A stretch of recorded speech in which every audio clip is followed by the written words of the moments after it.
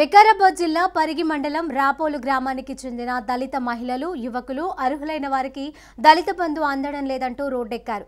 పరిగి షాద్నగర్ ప్రధాన రహదారిపై బైఠాయించి తమ నిరసన తెలిపారు. గ్రామ సర్పంచ్ రాజకీయ జోక్యం చేస్తూ అర్హులైన వారికి పథకం అందకుండా చేస్తున్నాడని ఆగ్రహం వ్యక్తం చేశారు. సర్పంచ్ కు వ్యతిరేకంగా నినాదాలు చేస్తూ దిష్టిబొమ్మను దగ్నం చేశారు. గత అసెంబ్లీ ఎన్నికల్లో ఎమ్మెల్యే గెలుపులో తాము కూడా భాగస్వాములమేనని, తమకెందుకు దళిత బంధు ఇవ్వరని ఆగ్రహం వ్యక్తం చేశారు. అర్హులైన వారందరికీ పథకం ఇవ్వాలని డిమాండ్ చేశారు.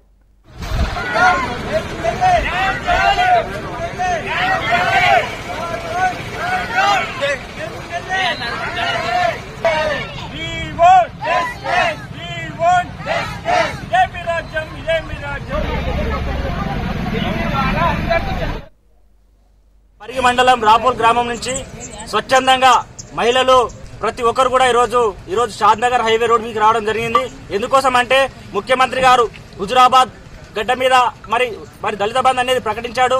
అప్పటి నుండి కూడా ప్రతి జిల్లాకు కూడా ప్రతి మండలానికి కూడా ఈరోజు దళిత బంధు అనేది పెట్టాడు. దళిత బంధు అనేది సరే పేదవాళ్ళ కోసం పెట్టిరు, వాళ్ళకు ఉపాధి కల్పించడానికి, మంచి వ్యాపారాలు పెట్టుకుని వాళ్ళ ఆర్థిక అసమానతలు పోగొట్టడానికి దళిత బంధు పెట్టారు. మరి దళిత బంధు ఎవరికి వస్తుంది అంటే నిజంగా వాళ్ళ పార్టీ కార్యకర్తలకు, వాళ్ళకు సంబంధించిన వాళ్ళు ఉన్నట్టుగానే ఎదుగుతున్నారు తప్ప ఇక్కడ పేద వర్గాలకు మాత్రం ఎవరు కూడా అందడం లేదు. సరే మీ పార్టీ వాళ్ళకి ఇచ్చుకున్నా మాకు ప్రాబ్లం లేదు, కానీ నిజమైన గ్రామంలో ఉన్నటువంటి ఎవరైతే అభ్యర్థులు ఉంటారో, ఎవరైతే నిరుపేద వ్యక్తులు ఉంటారో వాళ్ళ నిరుద్యోగులకు వాళ్ళకు సహాయం చేసి వాళ్ళ జీవితం కొంచెం మార్పు వచ్చే విధంగా వాళ్ళకు ఖచ్చితంగా దళిత బంధు ఇవ్వాలి.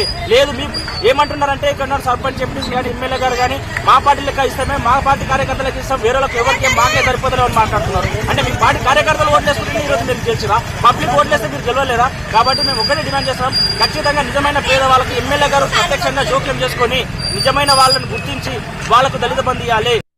టీఆర్ఎస్ కు పోయిన ఎలక్షన్ లో మహేష్ రెడ్డికి మంచి లీడ్ ఇచ్చినాం. మేము టీఆర్ఎస్ పార్టీ వాళ్ళకి, శ్రేణులకి, అర్హులైన వాళ్ళకి దళిత బంధు ఇవ్వకుండా వాళ్ళ అనుచరులకు ఇస్తే పొద్దుగాల బీద వాళ్ళు మీకు ఓటేసిన వాళ్ళు ఏం కావాలి?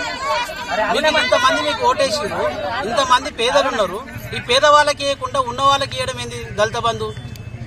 అర్హులకు ఇవ్వండి. ఎమ్మెల్యే గారు జోక్యం చేసుకొని మీరు ఎవరైతే బీద వాళ్ళు ఉన్నారో, ఎవరికైతే అవసరం ఉందో వాళ్ళకి ఇవ్వండి. ఉన్న వాళ్ళకి ఇచ్చి వాళ్ళకే పైసలు ఇస్తే మీ పేదవాళ్ళంతా ఏం కావాలి?